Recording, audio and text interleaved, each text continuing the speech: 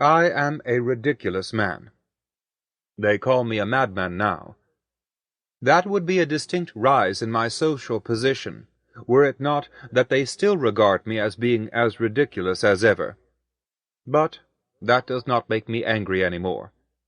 They are all dear to me now, even while they laugh at me. Yes, even then, they are for some reason particularly dear to me. I shouldn't have minded laughing with them. Not at myself, of course, but because I loved them. Had I not felt so sad as I looked at them? I feel sad because they do not know the truth, whereas I know it. Oh, how hard it is to be the only man to know the truth. But they won't understand that. No, they will not understand. And yet in the past I used to be terribly distressed at appearing to be ridiculous. No, not appearing to be, but being. I've always cut a ridiculous figure. I suppose I must have known it from the day I was born. At any rate, I've known for certain that I was ridiculous ever since I was 7 years old. Afterwards I went to school, then to the university, and, well, the more I learned, the more conscious did I become of the fact that I was ridiculous. So that for me, my years of hard work at the university seemed in the end to have existed for the sole purpose of demonstrating and proving to me, the more deeply engrossed I became in my studies, that I was an utterly absurd person.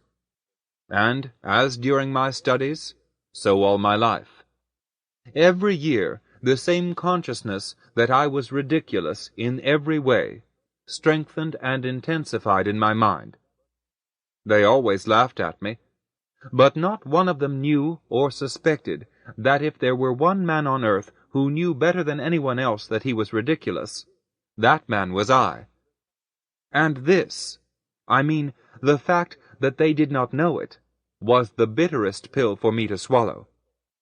But there I was myself at fault. I was always so proud that I never wanted to confess it to anyone. No, I wouldn't do that for anything in the world. As the years passed, this pride increased in me so that I do believe that if I ever had by chance confessed it to anyone, I should have blown my brains out the same evening. Oh, how I suffered in the days of my youth from the thought that I might not myself resist the impulse to confess it to my schoolfellows. But ever since I became a man, I grew for some unknown reason a little more composed in my mind, though I was more and more conscious of that awful characteristic of mine. Yes, most decidedly for some unknown reason, for to this day I have not been able to find out why that was so. Perhaps it was because I was becoming terribly disheartened, owing to one circumstance which was beyond my power to control, namely, the conviction which was gaining upon me that nothing in the whole world made any difference. I had long felt it dawning upon me, but I was fully convinced of it only last year, and that, too, all of a sudden, as it were. I suddenly felt that it made no difference to me whether the world existed, or whether nothing existed anywhere at all. I began to be acutely conscious that nothing existed in my own life. At first I couldn't help feeling that at any rate, in the past, many things had existed. But later on I came to the conclusion that there had not been anything even in the past, but that for some reason it had merely seemed to have been. Little by little I became convinced that there would be nothing in the future either. It was then that I suddenly ceased to be angry with people and almost stopped noticing them. This, indeed, disclosed itself in the smallest trifles. For instance, I would knock against people while walking in the street. And not because I was lost in thought. I had nothing to think about. I had stopped thinking about anything at that time. It made no difference to me. Not that I had found an answer to all the questions. Oh, I had not settled a single question, and there were thousands of them. But it made no difference to me. And all the questions disappeared. And, well, it was only after that I learnt the truth.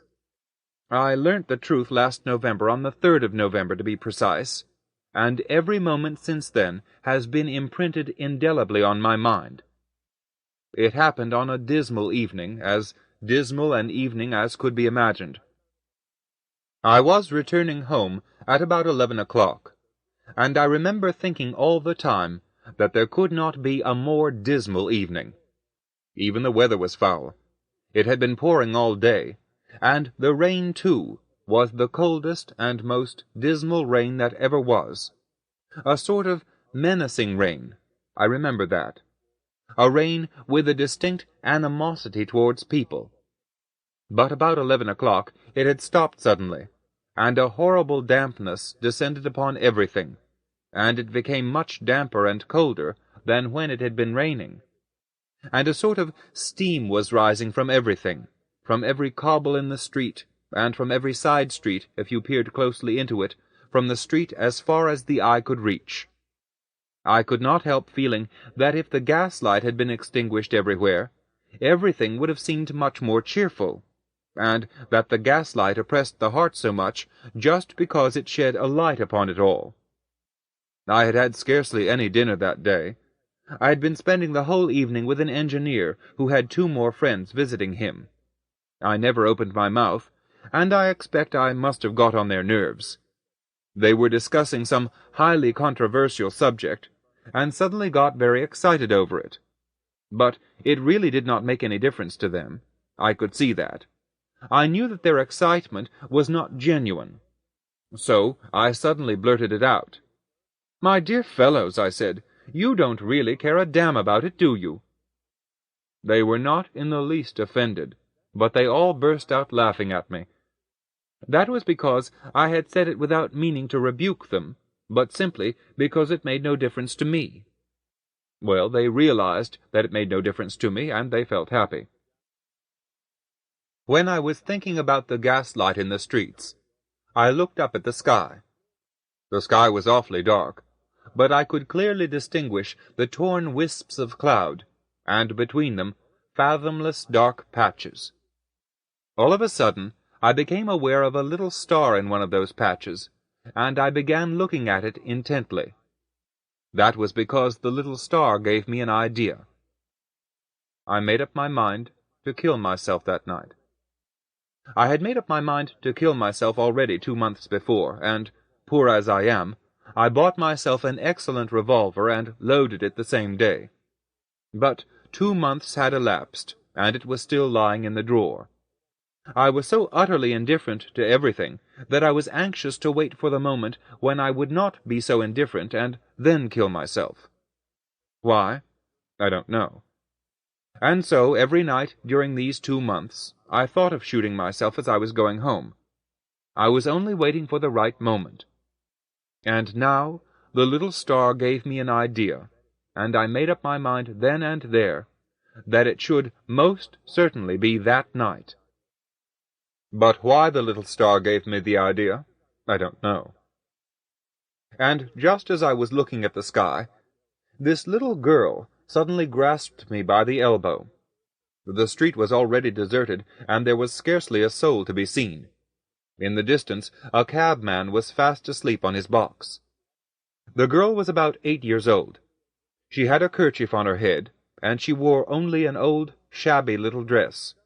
She was soaked to the skin, but what stuck in my memory was her torn little wet boots. I still remember them. They caught my eye especially. She suddenly began tugging at my elbow and calling me. She was not crying, but saying something in a loud, jerky sort of voice, something that did not make sense, for she was trembling all over, and her teeth were chattering from cold. She seemed to be terrified of something, and she was crying desperately, "Mummy, Mummy." I turned round to look at her, but did not utter a word and went on walking. But she ran after me and kept tugging at my clothes, and there was a sound in her voice which in very frightened children signifies despair. I know that sound. Though her words sounded as if they were choking her, I realized that her mother must be dying somewhere very near, or that something similar was happening to her, and that she had run out to call someone, to find someone who would help her mother. But I did not go with her. On the contrary, something made me drive her away. At first I told her to go and find a policeman, but she suddenly clasped her hands and, whimpering and gasping for breath, kept running at my side and would not leave me. It was then that I stamped my foot and shouted at her. She just cried, "Sir! Sir!" And then she left me suddenly and rushed headlong across the road. Another man appeared there, and she evidently rushed from me to him. I climbed to the 5th floor. I live apart from my landlord. We all have separate rooms as in a hotel. My room is very small and poor. My window is a semicircular skylight. I have a sofa covered with American cloth, a table with books on it, 2 chairs and a comfortable armchair, a very old armchair indeed, but low-seated, and with a high back serving as a headrest. I sat down in the armchair, lighted the candle, and began thinking. Next door, in the other room behind the partition, the usual bedlam was going on. It had been going on since the day before yesterday.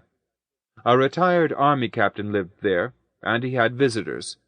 6 merry gentlemen who drank vodka and played faro with an old pack of cards. Last night they had a fight, and I know that 2 of them were for a long time pulling each other about by the hair. The landlady wanted to complain, but she is dreadfully afraid of the captain. We had only one more lodger in our rooms, a thin little lady, the wife of an army officer, on a visit to Petersburg with her 3 little children, who had all been taken ill since their arrival at our house. She and her children were simply terrified of the captain, and they lay shivering and crossing themselves all night long, and the youngest child had a sort of nervous attack from fright. This captain, I know that for a fact, sometimes stops people on Nevsky Avenue and asks them for a few coppers, telling them he is very poor.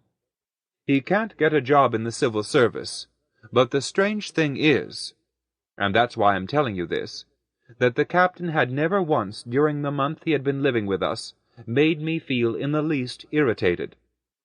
From the very first, of course, I would not have anything to do with him, and he himself was bored with me the very first time we met.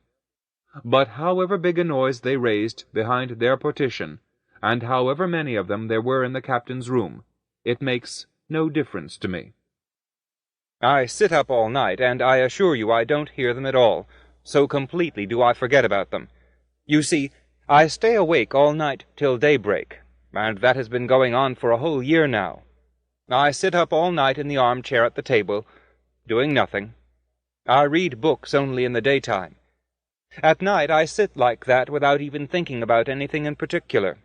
Some thoughts wander in and out of my mind, and I let them come and go as they please. In the night the candle burns out completely.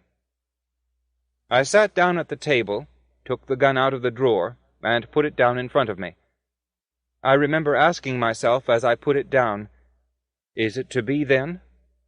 And I replied with complete certainty, "It is." That is to say, I was going to shoot myself. I knew I should shoot myself that night for certain. What I did not know was how much longer I should go on sitting at the table till I shot myself. And I should, of course, have shot myself, had it not been for the little girl. 2. You see, though nothing made any difference to me, I could feel pain, for instance, couldn't I? If anyone had struck me, I should have felt pain. The same was true so far as my moral perceptions were concerned. If anything happened to arouse my pity, I should have felt pity, just as I used to do at the time when things did make a difference to me. So I had felt pity that night. I should most decidedly have helped a child. Why, then, did I not help the little girl? Because of a thought that had occurred to me at the time. When she was pulling at me and calling me, a question suddenly arose in my mind, and I could not settle it. It was an idle question, but it made me angry. What made me angry was the conclusion I drew from the reflection that if I had really decided to do away with myself that night, everything in the world should have been more indifferent to me than ever.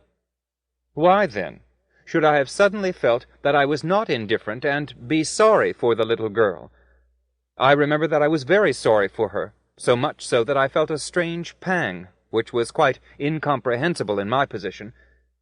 I'm afraid I am unable better to convey that fleeting sensation of mine, but it persisted with me at home when I was sitting at the table, and I was very much irritated.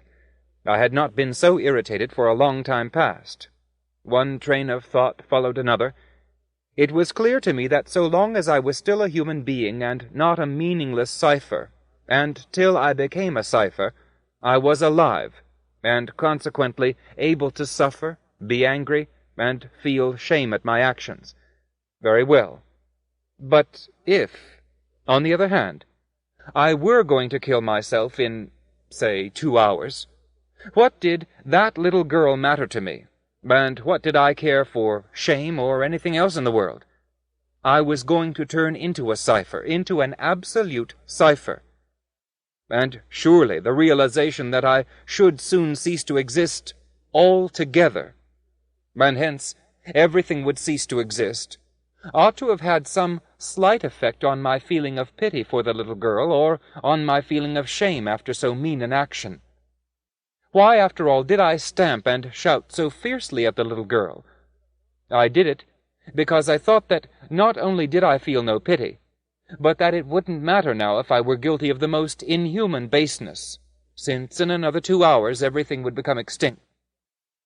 Do you believe me when I tell you that that was the only reason why I shouted like that? I'm almost convinced of it now. It seemed clear to me that life and the world in some way or other depended on me now. It might almost be said that the world seemed to be created for me alone.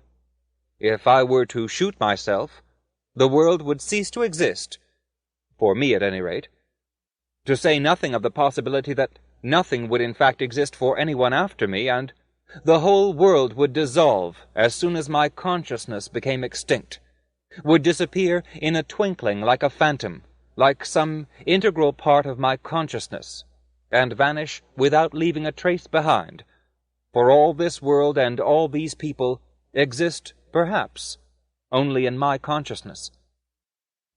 I remember that as I sat and meditated, I began to examine all these questions which thronged in my mind one after another from quite a different angle, and thought of something quite new.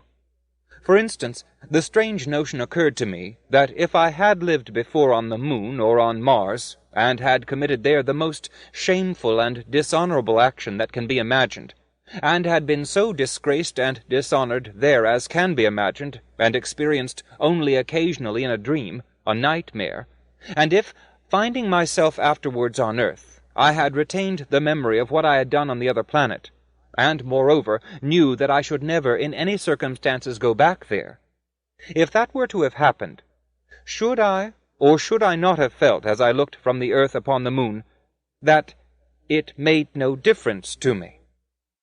Should I, or should I not have felt ashamed of that action? The questions were idle and useless, for the gun was already lying before me, and there was not a shadow of a doubt in my mind that it was going to take place for certain. But they excited and maddened me. It seemed to me that I could not die now without having settled something first. The little girl, in fact, had saved me, for by these questions I put off my own execution. Meanwhile, things had grown more quiet in the captain's room. They had finished their card game and were getting ready to turn in for the night, and were now only grumbling and swearing at each other in a half-hearted sort of way. It was at that moment that I suddenly fell asleep in my armchair at the table, a thing that had never happened to me before. I fell asleep without being aware of it at all. Dreams, as we all know, are very curious things.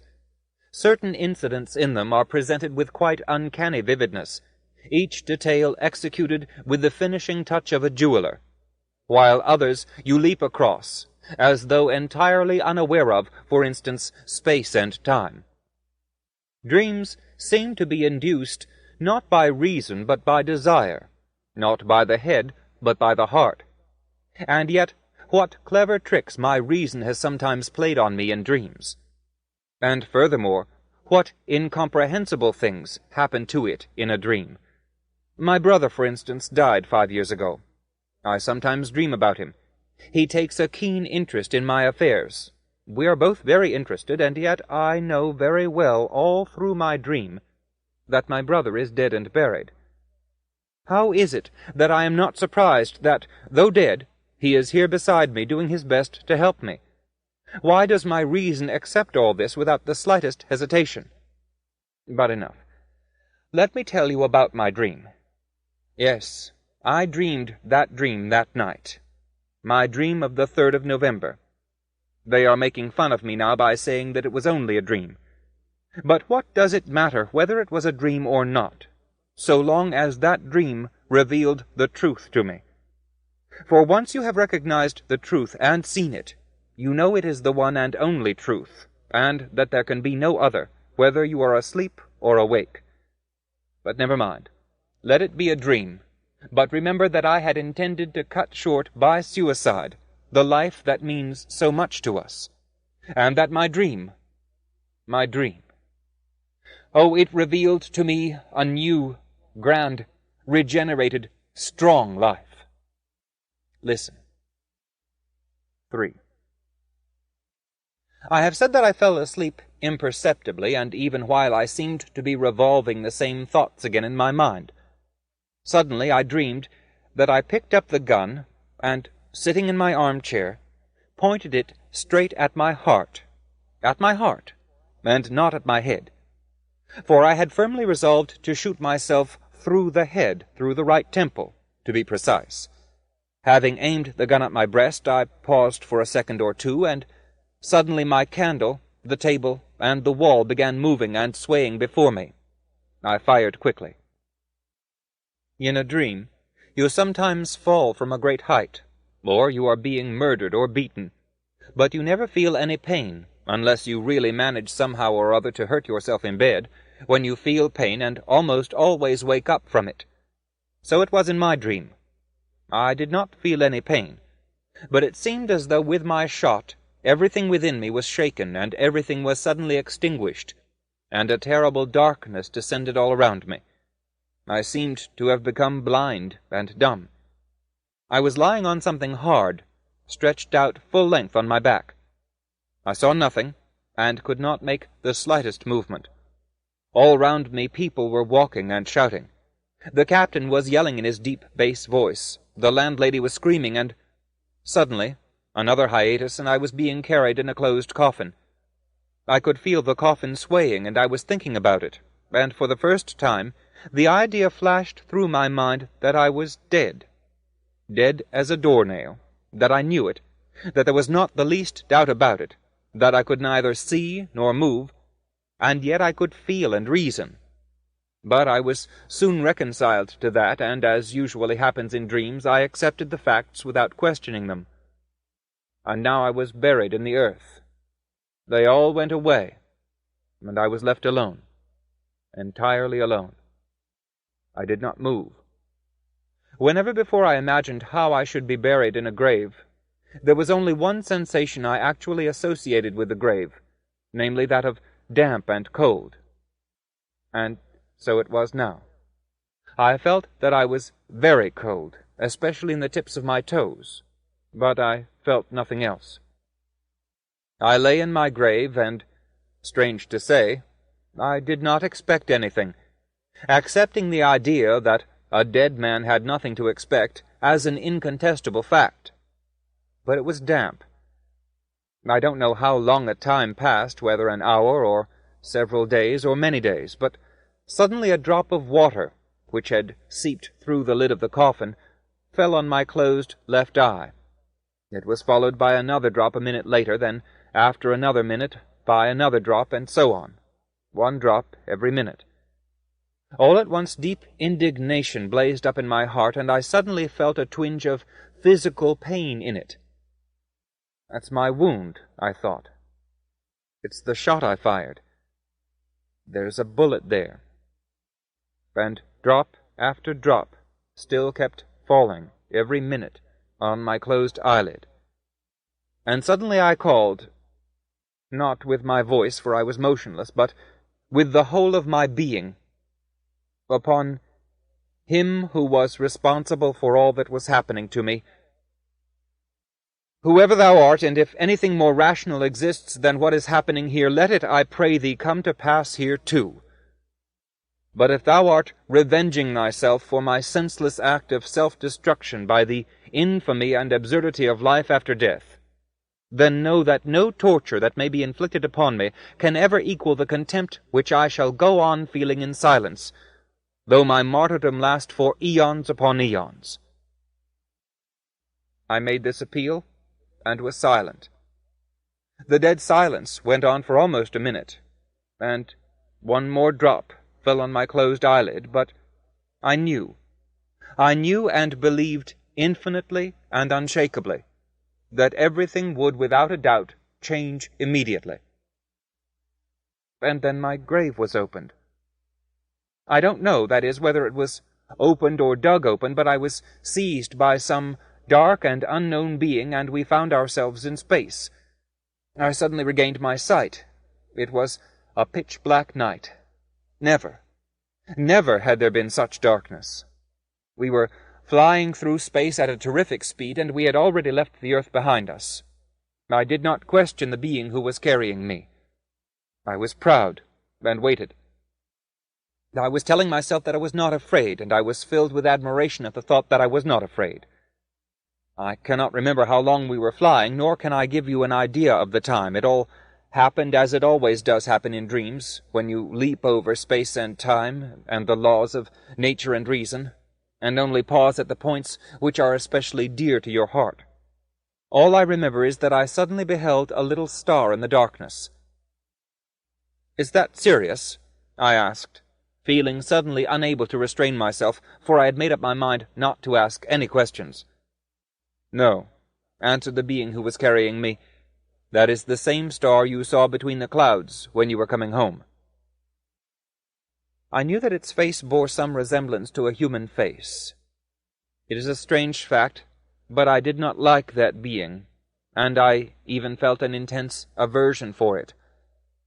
I had expected complete non-existence, and that was why I had shot myself through the heart. And yet there I was in the hands of a being, not human, of course, but which existed. So there is life beyond the grave, I thought with the curious irrelevance of a dream, but at heart I remained essentially unchanged. If I must be again, I thought, and live again at someone's unalterable behest, I won't be defeated and humiliated. "You know, I'm afraid of you, and that's why you despise me," I said suddenly to my companion, unable to refrain from the humiliating remark with its implied admission, and feeling my own humiliation in my heart like the sharp prick of a needle.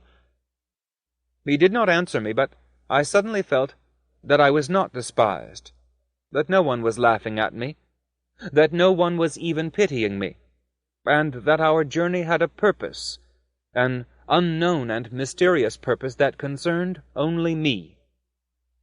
Fear was steadily growing in my heart. Something was communicated to me from my silent companion, mutely but agonizingly, and it seemed to permeate my whole being.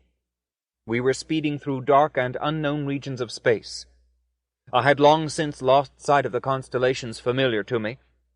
I knew that there were stars in the heavenly spaces whose light took thousands and millions of years to reach the earth. Possibly we were already flying through those spaces. I expected something in the terrible anguish that wrung my heart. And suddenly, a strangely familiar and incredibly nostalgic feeling shook me to the very core. I suddenly caught sight of our sun. I knew that it could not possibly be our sun that gave birth to our earth, and that we were millions of miles away from our sun, but for some unknown reason I recognized with every fiber of my being that it was precisely the same sun as ours, its exact copy and twin. A sweet, nostalgic feeling filled my heart with rapture. The old familiar power of the same light which had given me life stirred an echo in my heart and revived it, and I felt the same life stirring within me for the first time since I had been in the grave. "But if it is the sun, if it's exactly the same sun as ours," I cried, "then where is the earth?" And my companion pointed to a little star twinkling in the darkness with an emerald light. We were making straight for it. But are such repetitions possible in the universe? Can that be nature's law? And if that is an earth there, is it the same earth as ours? Just the same poor, unhappy, but dear, dear earth, and beloved forever and ever, arousing, like our earth, the same poignant love for herself, even in the most ungrateful of her children? I kept crying, deeply moved by an uncontrollable, rapturous love for the dear old earth I had left behind. The face of the poor little girl I had treated so badly flashed through my mind. "You shall see it all," answered my companion, and a strange sadness sounded in his voice. But we were rapidly approaching the planet. It was growing before my eyes. I could already distinguish the ocean, the outlines of Europe, and suddenly a strange feeling of some great and sacred jealousy blazed up in my heart. How is such a repetition possible, and why? I can only love the earth I've left behind, stained with my blood, when, ungrateful wretch that I am, I extinguished my life by shooting myself through the heart. But never, never have I ceased to love that earth, and even on the night I parted from it, I loved it perhaps more poignantly than ever. Is there suffering on this new earth? On our earth, we can truly love only with suffering and through suffering. We know not how to love otherwise. We know no other love. I want suffering in order to love. I want and thirst this very minute to kiss, with tears streaming down my cheeks, the one and only earth I have left behind. I won't accept life on any other. But my companion had already left me.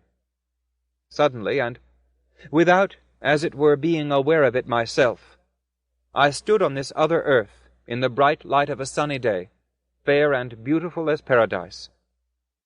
I believe I was standing on one of the islands which on our earth form the Greek archipelago, or somewhere on the coast of the mainland, close to this archipelago. Oh, everything was just as it is with us, except that everything seemed to be bathed in the radiance of some public festival, and of some great and holy triumph attained at last. The gentle emerald sea softly lapped the shore and kissed it with manifest, visible, almost conscious love. Tall, beautiful trees stood in all the glory of their green, luxuriant foliage, and their innumerable leaves, I am sure of that, welcomed me with their soft, tender rustle, and seemed to utter sweet words of love. The lush grass blazed with bright and fragrant flowers. Birds were flying in flocks through the air, and, without being afraid of me, alighted on my shoulders and hands, and joyfully beat against me with their sweet, fluttering wings. And at last I saw and came to know the people of this blessed earth. They came to me themselves. They surrounded me. They kissed me. The children of the sun, children of their sun. Oh, how beautiful they were! Never on our earth had I beheld such beauty in man. Only perhaps in our children during the very first years of their life could one have found a remote, though faint, reflection of this beauty. The eyes of these happy people shone with a bright luster. Their faces were radiant with understanding and a serenity of mind that had reached its greatest fulfillment. Those faces were joyous. In the words and voices of these people there was a childlike gladness. Oh, at the first glance at their faces, I at once understood all. All. It was an earth unstained by the fall, inhabited by people who had not sinned, and who lived in the same paradise as that in which, according to the legends of mankind, our first parents lived before they sinned, with the only difference that all the earth here was everywhere the same paradise. These people, laughing happily, thronged round me and overwhelmed me with their caresses. They took me home with them, and each of them was anxious to set my mind at peace. Oh, they asked me no questions, but seemed to know everything already. That was the impression I got, and they longed to remove every trace of suffering from my face as soon as possible. 4. Well, you see, again let me repeat. All right, let us assume it was only a dream. But the sensation of the love of those innocent and beautiful people has remained with me forever, and I can feel that their love is even now flowing out to me from over there. I have seen them myself. I have known them thoroughly and been convinced. I loved them, and I suffered for them afterwards. Oh, I knew at once, even all the time, that there were many things about them I should never be able to understand. To me, a modern Russian progressive and a despicable citizen of Petersburg, it seemed inexplicable that, knowing so much, they knew nothing of our science, for instance. But I soon realized that their knowledge was derived from and fostered by emotions other than those to which we were accustomed on earth, and that their aspirations, too, were quite different. They desired nothing. They were at peace with themselves. They did not strive to gain knowledge of life, as we strive to understand it, because their lives were full. But their knowledge was higher and deeper than the knowledge we derive from our science. For our science seeks to explain what life is and strives to understand it in order to teach others how to live, while they knew how to live without science. I understood that, but I couldn't understand their knowledge. They pointed out their trees to me, and I could not understand the intense love with which they looked on them. It was as though they were talking with beings like themselves. And, you know, I don't think I'm exaggerating in saying that they talked with them. Yes, they had discovered their language, and I am sure that the trees understood them. They looked upon all nature like that. The animals who lived peaceably with them and did not attack them, but loved them, conquered by their love for them. They pointed out the stars to me and talked to me about them in a way that I could not understand. But I am certain that in some curious way they communed with the stars in the heavens, not only in thought, but in some actual living way. No, these people were not concerned whether I understood them or not. They loved me without it. But I, too, knew that they would never be able to understand me, and for that reason I hardly ever spoke to them about our earth. I merely kissed the earth on which they lived in their presence, and worshipped them without any words. And they saw that, and let me worship them without being ashamed that I was worshipping them, for they themselves loved much. They did not suffer for me when, weeping, I sometimes kissed their feet, for in their hearts they were joyfully aware of the strong affection with which they would return my love. At times I asked myself in amazement how they had managed never to offend a person like me, and not once arouse in a person like me a feeling of jealousy and envy. Many times I asked myself how I, a braggart and a liar, could refrain from telling them all I knew of science and philosophy, of which, of course, they had no idea. How it had never occurred to me to impress them with my store of learning, or impart my learning to them out of the love I bore them. They were playful and high-spirited like children. They wandered about their beautiful woods and groves. They sang their beautiful songs. They lived on simple food, the fruits of their trees, the honey from their woods, and the milk of the animals that loved them. To obtain their food and clothes, they did not work very hard or long.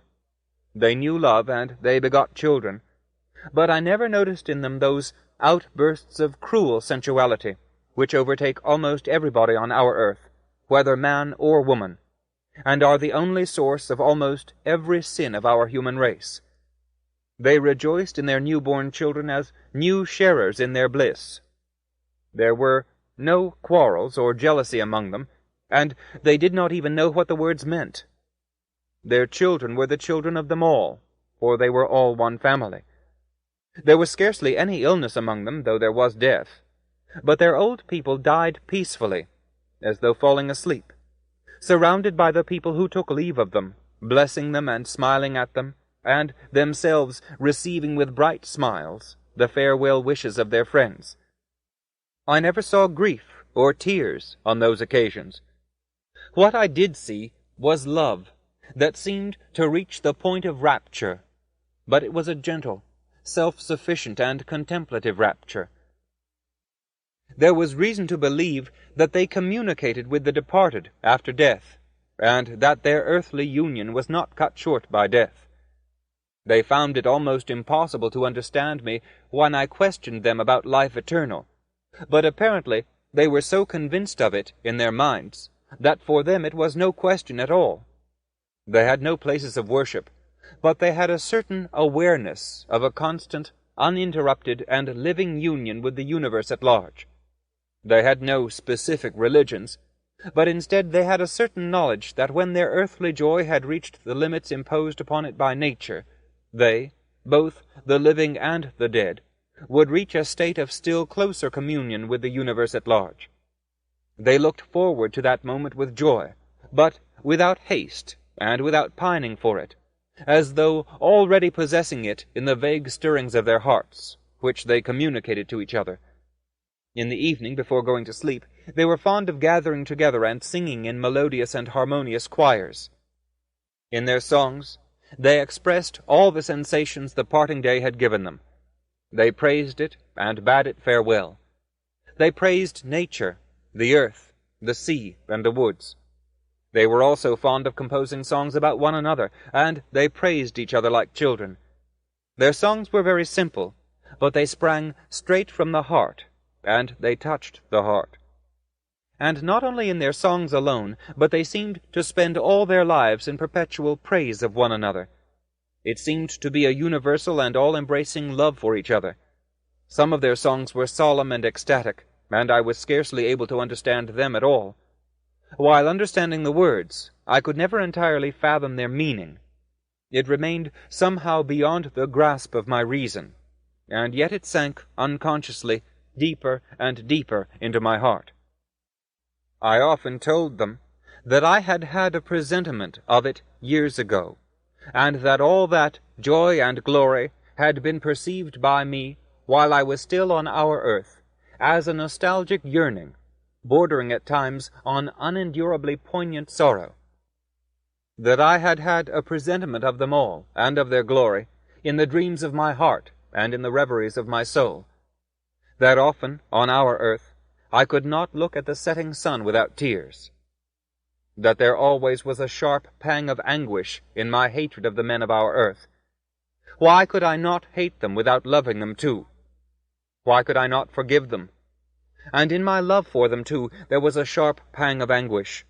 Why could I not love them without hating them? They listened to me, and I could tell that they did not know what I was talking about. But I was not sorry to have spoken to them of it, for I knew that they appreciated how much and how anxiously I yearned for those I had forsaken.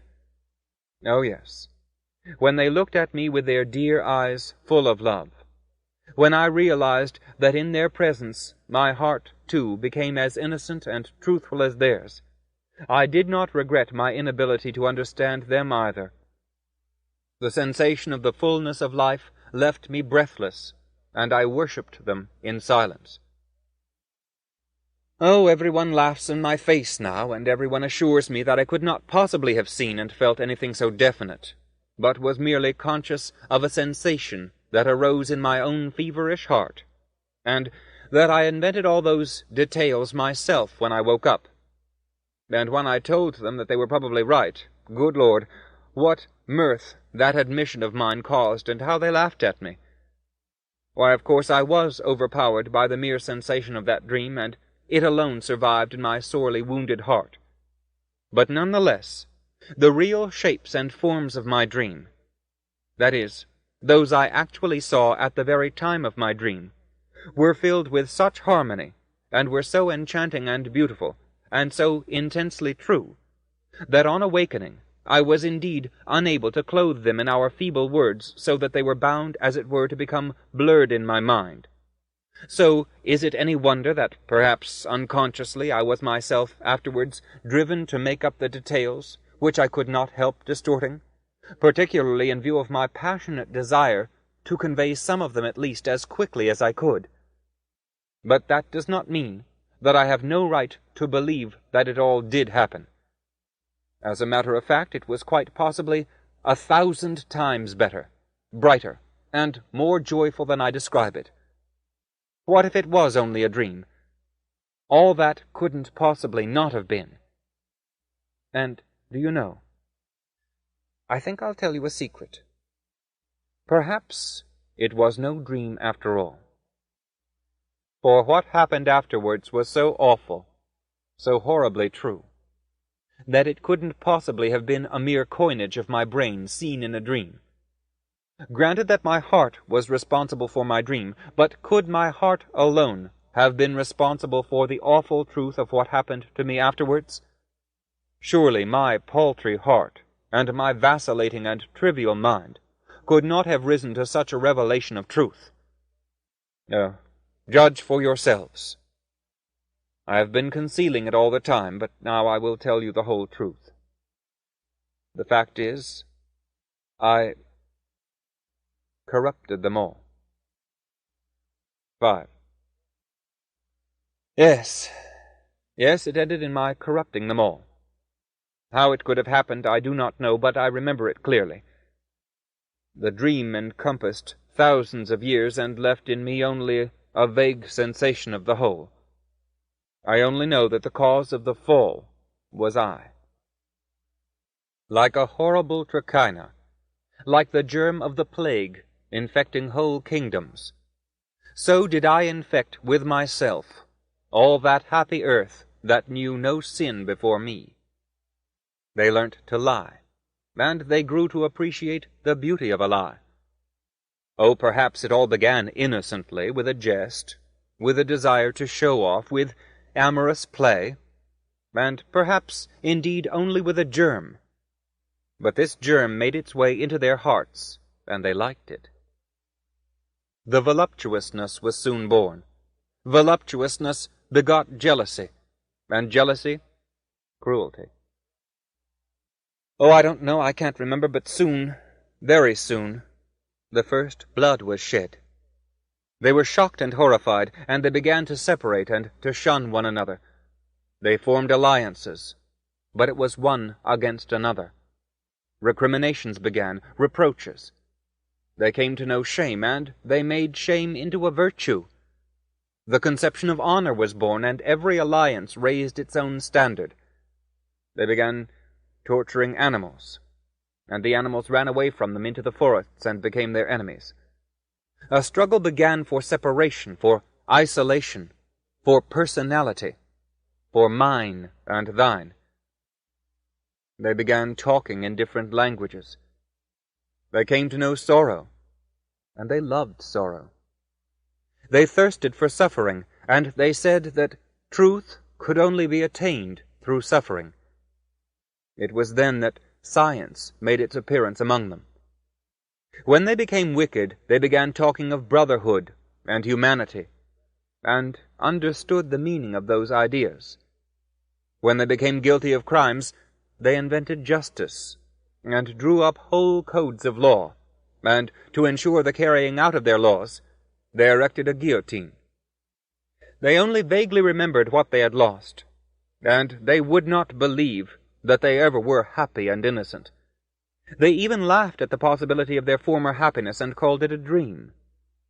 They could not even imagine it in any definite shape or form. But the strange and wonderful thing was that though they had lost faith in their former state of happiness and called it a fairy tale, they longed so much to be happy and innocent once more that, like children, they succumbed to the desire of their hearts, glorified this desire, built temples, and began offering up prayers to their own idea, their own desire, and at the same time firmly believed that it could not be realized and brought about, though they still worshipped it and adored it with tears. And yet if they could have in one way or another returned to the state of happy innocence they had lost, and if someone had shown it to them again, and had asked them whether they desired to go back to it, they would certainly have refused. The answer they gave me was, "What if we are dishonest, cruel, and unjust? We know it, and we are sorry for it, and we torment ourselves for it, and inflict pain upon ourselves, and punish ourselves more perhaps than the merciful judge who will judge us, and whose name we do not know. But we have science, and with its aid we shall again discover truth, though we shall accept it only when we perceive it with our reason. Knowledge is higher than feeling, and the consciousness of life is higher than life. Science will give us wisdom. Wisdom will reveal to us the laws, and the knowledge of the laws of happiness is higher than happiness."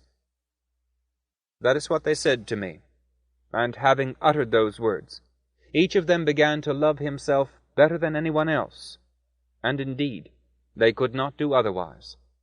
Every one of them became so jealous of his own personality that he strove with might and main to belittle and humble it in others, and therein he saw the whole purpose of his life. Slavery made its appearance, even voluntary slavery.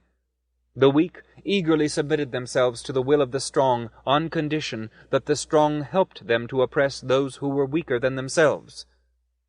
Saints made their appearance, saints who came to these people with tears, and told them of their pride, of their loss of proportion and harmony, of their loss of shame.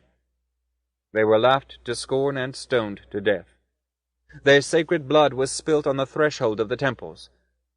But then men arose who began to wonder how they could all be united again, so that everybody should, without ceasing to love himself best of all, not interfere with everybody else, and so that all of them should live together in a society which would at least seem to be founded on mutual understanding.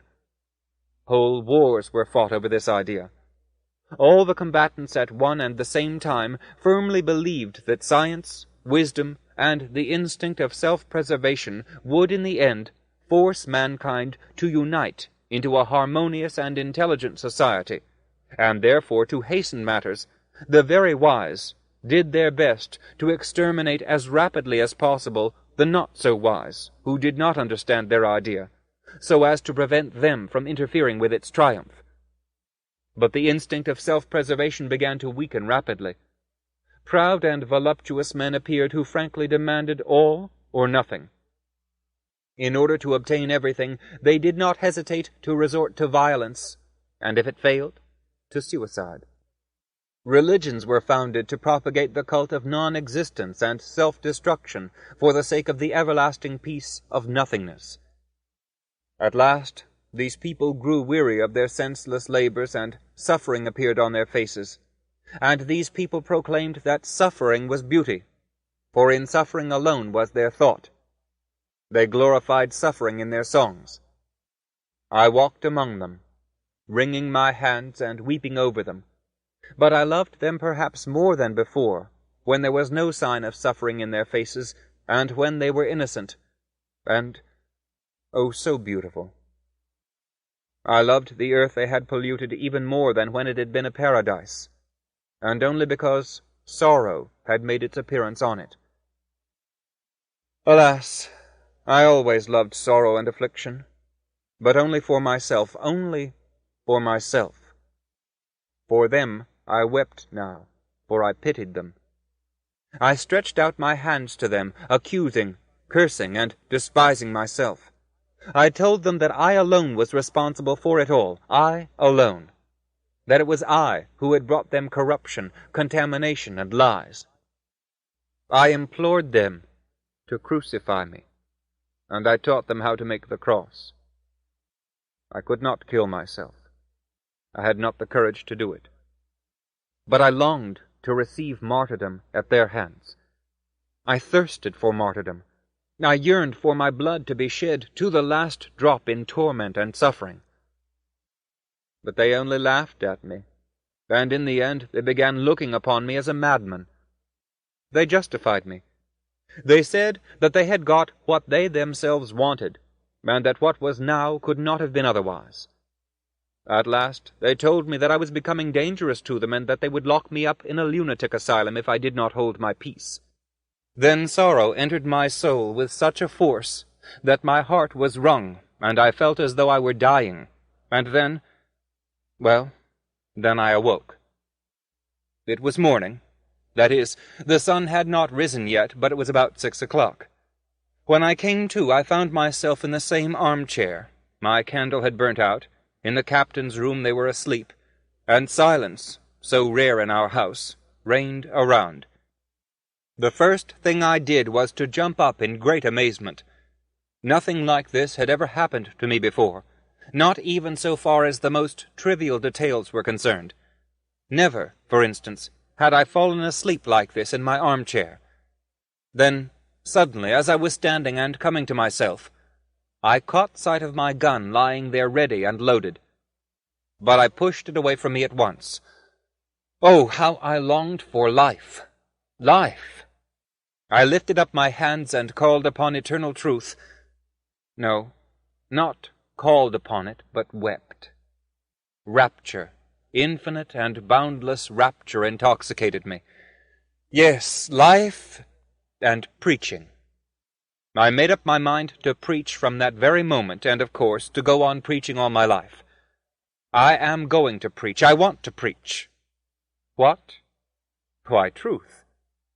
For I have beheld truth. I have beheld it with mine own eyes. I have beheld it in all its glory. And since then I have been preaching. Moreover, I love all who laugh at me more than all the rest. Why that is so I don't know, and I cannot explain, but let it be so. They say that even now I often get muddled and confused, and that if I am getting muddled and confused now, what will be later on? It is perfectly true. I do get muddled and confused, and it is quite possible that I shall be getting worse later. And, of course, I shall get muddled several times before I find out how to preach. That is, what words to use and what deeds to perform, for that is all very difficult. All this is even now as clear to me as daylight, but pray tell me who does not get muddled and confused? And yet, all follow the same path, at least all strive to achieve the same thing, from the philosopher to the lowest criminal, only by different roads. It is an old truth, but this is what is new. I cannot even get very much muddled and confused, for I have beheld the truth. I have beheld it, and I know that people can be happy and beautiful without losing their ability to live on earth. I will not and I cannot believe that evil is the normal condition among men. And yet they all laugh at this faith of mine. But how can I help believing it? I have beheld it, the truth. It is not as though I had invented it with my mind. I have beheld it. I have beheld it, and the living image of it has filled my soul forever. I have beheld it in all its glory, and I cannot believe that it cannot exist among men. So how can I grow muddled and confused? I shall, of course, lose my way, and I'm afraid that now and again I may speak with words that are not my own, but not for long. The living image of what I beheld will always be with me, and it will always correct me, and lead me back onto the right path. Oh, I'm in a fine fettle, and I am of good cheer.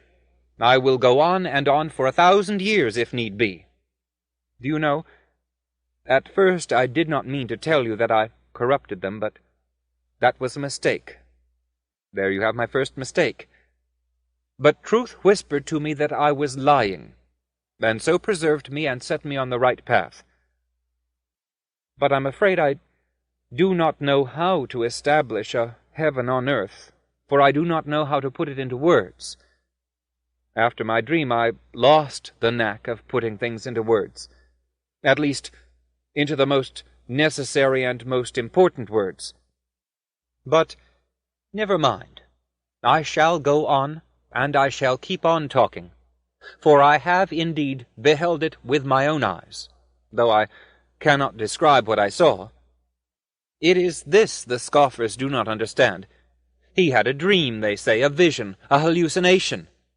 Oh dear, is this all they have to say? Do they really think that is very clever? And how proud they are! A dream. What is a dream? And what about our life? Is that not a dream too? I will say more. Even if this never comes to pass, even if there never is a heaven on earth, that at any rate I can see very well, even then I shall go on preaching. And really, how simple it all is. In one day, in 1 hour, everything could be arranged at once. The main thing is to love your neighbor as yourself. That is the main thing, and that is everything, for nothing else matters. Once you do that, you will discover at once how everything can be arranged. And yet it is an old truth, a truth that has been told over and over again, but in spite of that, it finds no place among men.